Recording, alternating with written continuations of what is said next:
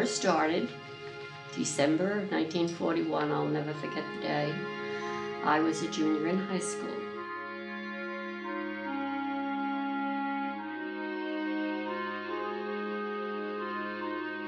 Late 41, he went down and volunteered for the Navy. Holy alarm sounded. All hands on deck. We are being attacked by submarines. When Pearl Harbor occurred, I remember very well. It was a Sunday. It was worth my knowing about it, not the war itself, but my knowing about it. And people did these things for the Marines, you know. Usual Army life, you know, you were up at 6, you were out in the street doing PT. But the uniformed men were all around, and we were constantly aware of them. You're given this tag and you wear it day and night. How we waste things today and how careful we had to be then with so many things. The voices you've just heard belong to 11 extraordinary individuals, individuals who experienced World War II firsthand. Today we're going to have a very different kind of history lesson. We're going to learn history through the lens of memory. As you may have been taught, history is a branch of knowledge that records and interprets past events. This morning, our history teachers are going to be the people who lived those events. Also, the men and women you will meet are senior citizens, some of them actually over the age of 96 years old, and they have very special memories to share with you. As you meet these men and women today, please know that this greatest generation, as newsman Tom Brokaw calls them, is slowly disappearing. These men and women are getting older, and the memories that they bring to you come from direct experience. They know who you are, and they're very honored that you listen. The structure of our program today will cover 4 areas and have a final section of final thoughts. The areas we will cover will be military life, combat, rationing, and the home front. And as I said earlier, there will be a section on final thoughts where our friends will speak directly to you and tell you some of their feelings about the times they lived in. Let us now begin our journey with several broad facts. 1939, September 1st, Germany invades Poland and World War II begins. 1940, October 29th, first peacetime military draft in the United States begins. 1941, December 7th, Japanese attack Pearl Harbor. December 11th, 1941, Germany and Italy declare war on the United States. 1942, January, German U-boats begin sinking ships off North Carolina coast. 1943, Italy surrenders. 1944, June 6th, D-Day, paratroopers and glider troopers trained at Fort Bragg in vanguard of the attack. 1945, May 7th, German troops surrender unconditionally. May 8th, VE, or Victory in Europe Day, is celebrated in 1945. August 6th and 9th, atomic bombs dropped on Hiroshima and Nagasaki, 1945. August 14th, 1945, Japan surrenders and World War II ends. Our large dates ended, of course, with the war ending, but let us go back in time for a few years. In the year 1940, the United States had followed a policy of isolationism, but did agree to help Europe in the war effort with the construction of military bases and military equipment. Between 1940 and 1941, there were a tremendous amount of bases built in North Carolina, with Fayetteville's Fort Bragg being the largest.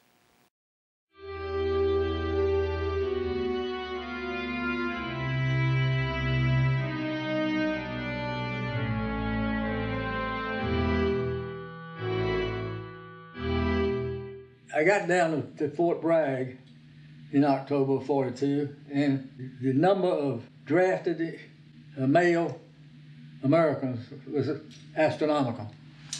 And it was this way, I assume, everywhere in the country. They brought Marines in, and they lived in tents, and it was called tent camp. And there was a lot of them just sleeping, you know, out there with the tents, and cots and so forth. But they were young and happy and didn't bother them. The dog tag. Every GI knows what the dog tags are. You're given this tag and you wear it day and night as long as you're in the service because it identifies you. And you never forget the number. Mine is 0364484. And nobody else on the face of the earth has that same number. My name is on it, my home address, and my next of kin is on there. And you wear this all the time when you're in the service.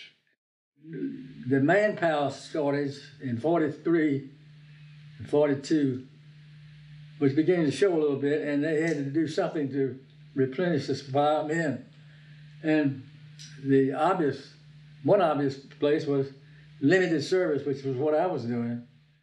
The Marine Corps base is over this way, and then Jacksonville. Then over this way, outside of Jacksonville, they started something else for people. We had just a plain old wooden building to work in. Everybody, a lot of people working. The thing that astounded me about it wasn't Fort Bragg. It was the people that were being drafted and going into service. How many of them couldn't read or write? And it was an overwhelming number, and they needed some relief along this line, and they set up a remedial school for those people that couldn't read or write. It was the usual Army life. You know, you were up at 6, you were out in the street doing PT, you would get into your uniform and you would march over to the post for your studying and your lessons. And then when you came home, you had supper, and then you had free time to study. So, in addition to doing your laundry or doing your little household chores or whatever, because it's typical Army, you had to keep those barracks clean, your footlocker had to be just so, uniform had to be buttoned just so, the whole bit. We had to go over to Camp Lejeune. That's when we started over there. And the roads were there were no roads. It rained and it was awful. And so we left there and went over on the base and started working. Wasn't a base, wasn't anything over there. But it was after a while. As Mr. Hinnant, the first gentleman who spoke, stated, the numbers of men enlisting were astronomical. That's the word he used. Buildings were going up at Fort Bragg at the rate of 1 every 32 minutes. That is an enormous growth of a military base. Please note on the graphic that you'll see on your screen where the major military bases were.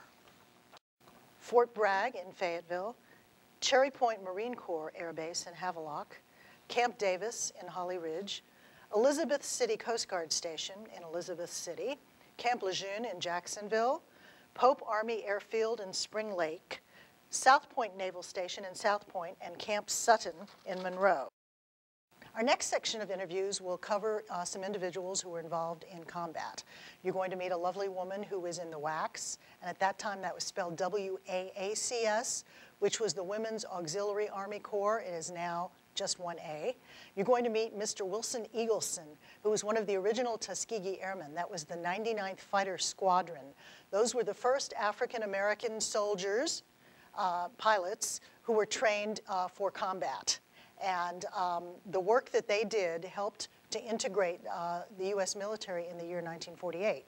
You're going to meet Mr. Desiderio, an older gentleman who is actually now 97 years old, who was on a troop transport ship when the troops on the ship found out about D-Day. And he will tell you of his direct experiences.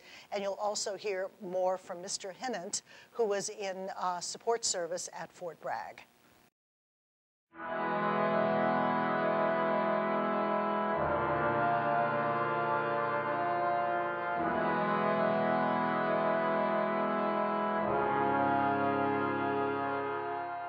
When the war started, December 1941, I'll never forget the day, I was a junior in high school. And it affected my whole family very, very much because I had 3 brothers and a father who had been in World War I. And all 3 brothers volunteered for the Navy.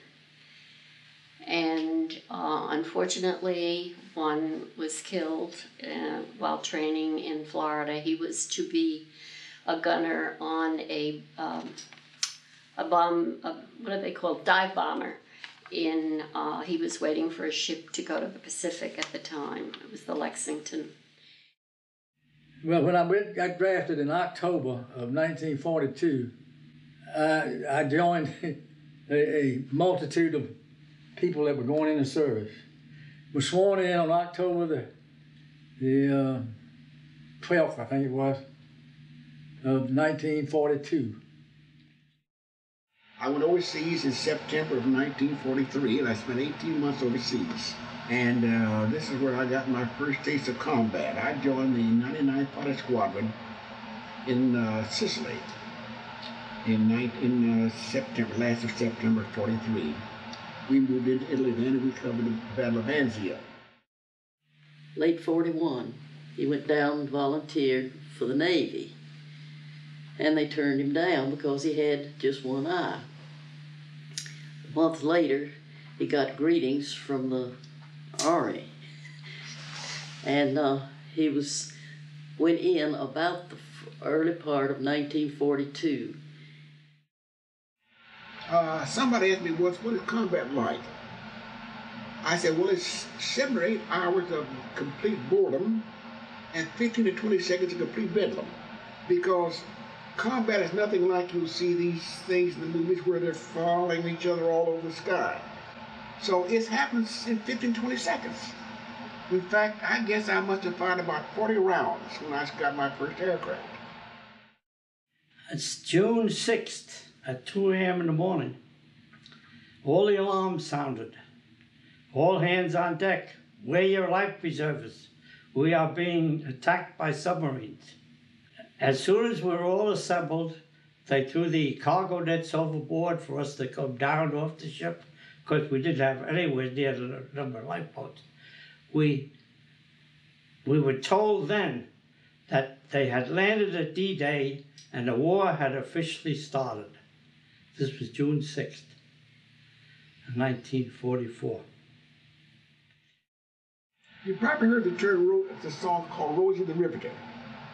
Well, that was the women who were building the airplane for us. Women were building those aircraft, women were flying over to a depot, where we'd pick them up and take them to combat. They supported us. Without them, we couldn't have done what we did. I wanted to be a nurse, but I had a father who said, nursing is not a career for a woman. So what I did was I went to work as a secretary as the war started to go on and they were bringing more and more wounded home, and the hospitals were not capable of handling all these guys coming home. They, in the press, put out notices. We need women to go in, and you didn't have to be a nurse. They would train you. And at 20, I went in, and I went through basic training, the usual stuff, the marching and the whole bit. We were not allowed to do what we were supposed to do. We were supposed to be escorting the bombers, but we still doing the dirty work. Now, of course, believe it or not, the dirty work's a lot more fun than escorting bombers. It was designed to fail, but we refused to let it fail. They were going to working on bombing Japan, and they had no maps. Nobody much had traveled in Japan for all those years. And so they sent out requests across the country for anybody who had any postcards, pictures of any sort of Japan. And then the planes would go over as they made trips to Japan. They'd bring back their film, they'd correct it, and gradually developed a map for the bombings of Hiroshima and Nagasaki. At one time, once somebody asked me, what was your biggest thrill in being in service? And without thinking, I said, when I first shot down my first aircraft, and I was very elated until I got back home that night and sat on the side of my cot and thought, now I just did something that all of my life I was taught and trained not to do, and that was to take a life. And here I have taken a life now. And from then on, I was never elated about anything I did. Everything I did from then was a job, something that had to be done. And all of the military feel like that. This is a job that has to be done. Our reserves, our National Guards, they're for the same reason. There's a job that we're going to be called on to do, and you've got to do it, irregardless of your feelings. I would imagine that some of you may have a relative or friend who is in the military now. It might be an interesting time to spend with them, to speak with them about their experiences, or to find out what sort of service they're in now and ask them a little bit about it. And this is something you could certainly do on your own and learn a great deal more about military service. Mr. Wilson Eagleson speaks about how important women were in the military. He talked about Rosie the Riveter, and that was a slang term that was coined for all of the women who went to work when the men went overseas. Women built airplanes, they drove buses, they drove trucks, they did all kinds of work. Many of these women had never worked outside the home before. Because of the manpower shortage, the women were called upon to leave the home and go to work in many different industries and trades. And a lot of these women felt very wonderful about helping the war effort and empowering themselves. As we spoke to some of the people we interviewed, I could see a distinct sense of pride in some of the work that these ladies had done during the war. Of course, when the war ended and the GIs came back in 1945, a lot of these women got married and started families and were back in the home, as many of your grandmothers and great-grandmothers might tell you. The next group of seniors will tell you about the rationing imposed during the war. Many goods were, of course, in short supply, and they were rationed out. Today, we're involved in all kinds of rationing. We are trying to ration energy because of the high gas prices. We are trying to ration newspaper because newspaper is made from trees. And many of you, I'm sure, do recycle, and your families recycle. And so I'm sure you have a very good idea of what rationing is in your own homes. Let's now hear a little bit more about rationing from our friends.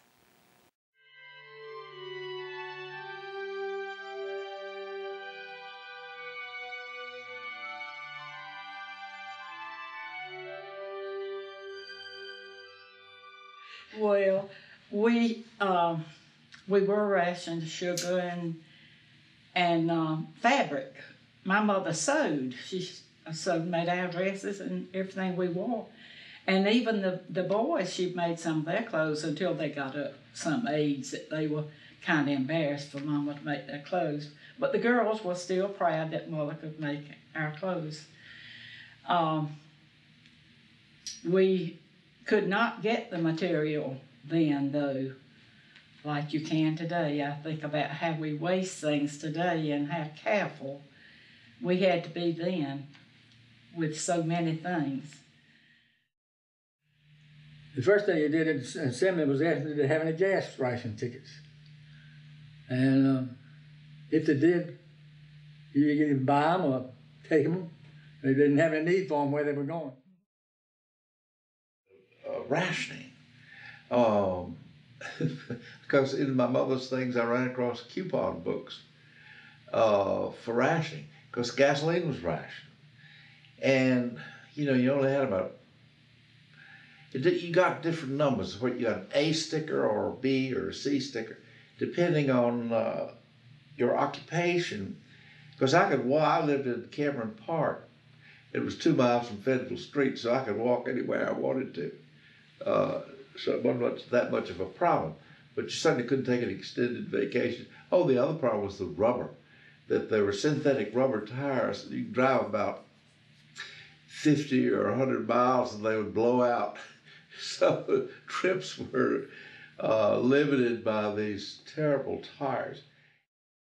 And talking about the rationing, my mother did a good job because we had grocery tickets, you know, to use, I had to have a coupon book too, and we had a lot of rationing, and I can remember my dad, they gave us also a whiskey thing. Of course, at the time I was not using that, and my daddy said, "Will you get me some at lunchtime today when you work it and bring it home?" But anyway, I helped when his stamp would run out. I'd give him mine. Well, the food was adequate, of course, but to have sugar and little things for my baby, I could not find them.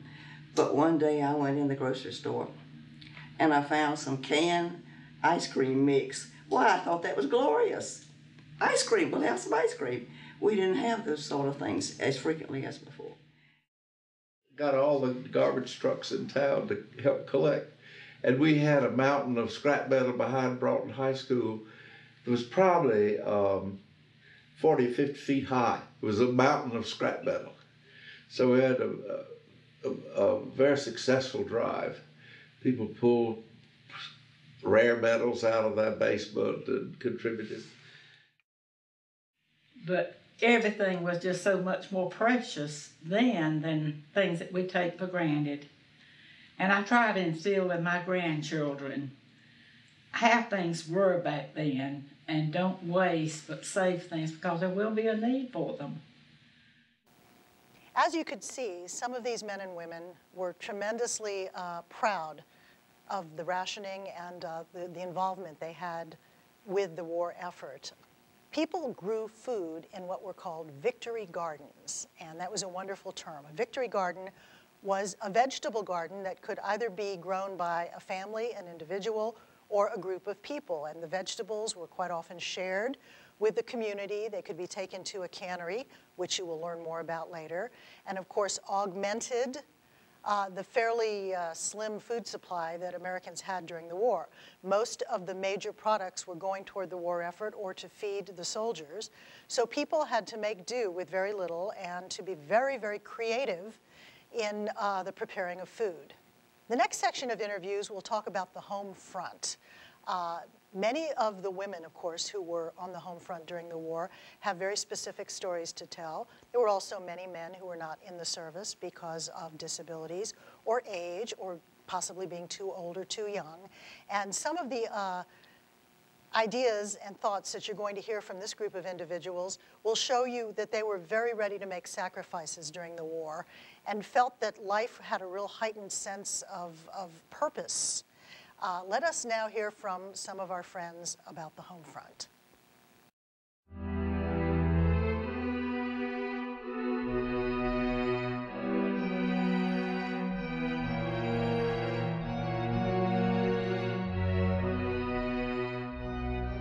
When Pearl Harbor occurred, I remember very well. It was a Sunday, and there was a performance of the Raleigh Oratorio Society of Messiah. So we got out about 5 and started up Federal Street, and people that were on the street told us about Pearl Harbor. We encouraged victory gardens. And the victory gardens is where a community came together and had various groups that would plant the seed and cultivate the crop or the garden, harvest the garden, and they shared the vegetables and brought them into the cannery where I was working, was the cannery, over in my school, at a public school in Northampton County. We did not drive. We didn't have cars for everybody then like we do now. And the most pleasure that we had, we went to church and we'd go to choir practice, leave choir practice and go to two of the girls' mother played the piano so well. And we would go back to their house and sing for a couple of hours after we had been to church choir practice. And that was our good times, because we didn't have a car to go anywhere, didn't have any money to go to the movies. So they did have movies, but not many of us had enough money to go to the movies. When the streets were just mobbed with servicemen, especially on weekends. They slept on the sidewalk just to get away from the posts, you know. I volunteered in the USO and things like that. And even bought Christmas gifts for fellas. Came through the USO, give me the money and asked me to send this to so-and-so, you know. We had a USO down there. And also across the street, this town had a Pine Lodge place. You could go in there and dance. And people did these things for the Marines, you know, so they could have something to do, you know. They needed it. But the uniformed men were all around, and we were constantly aware of them. And I know one time I had my little son on my shoulder, and we were standing out in the snow. A band came by with the naval cadets, and I thought, well, what is the matter with me? Just tears, tears, tears, because I had seen the stars in the windows.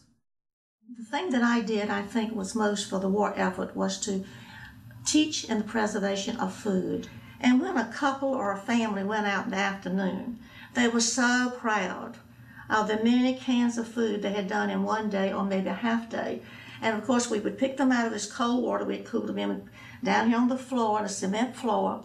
We had no air conditioning now. So it was hot and sweaty and steamy, and your hair was floppy and all that. But anyway, all these cans of food were so beautiful on the floor, and I can see them now very vividly, 63 years ago, as they put those in their baskets and would leave out. And there were a lot of people who had never canned. It was a teaching tool of teaching them how to can, teaching students how to can. Foods were more scarce at that time. So these people were so happy that they had brought the seed from the soil to the cannery, to their pantry, and to the table. And that was the rewarding thing about it. Simplicity was the thing, you know. We just made do with what we had, and we did not feel deprived. And coming from the background we had come in when you more or less had what you needed, a little bit extra to go. We didn't have it anymore. It was just a simple, beautiful life in America. I would call it that. However, the war hanging over us all the time, and the sadness. And I'd weep over the reports of the men that, you know, didn't come home, and I didn't even know them, strangers. But when I left, I knew I had grown up a little bit. I'd matured a little bit. I went there a very young bride, and I came out with some understanding of what was going on in the world besides in my little world. And that was the times I lived in. As I mentioned earlier, many of your parents, depending on how old you are, grandparents or great-grandparents, may have memories of World War II. What kind of questions would you ask them if you could sit down for, say, 30 minutes and talk about their specific experiences? Let's take this idea a step farther. On the website, there are materials that you can download. There is an oral history tip sheet, and there's also sample interview questions that you could ask someone to possibly get a discussion together. On the screen, at this point, you will see the oral history tip sheet. The interview tip sheet gives you some ideas as to where to find senior interview subjects, how to gain consent for the interview, how to prepare the individual for the interview. Of course, we have the sample interview topics and questions, the interview itself, and technical considerations. At this point, we're going to share with you some of the final thoughts of these wonderful men and women who spoke so wonderfully about World War II.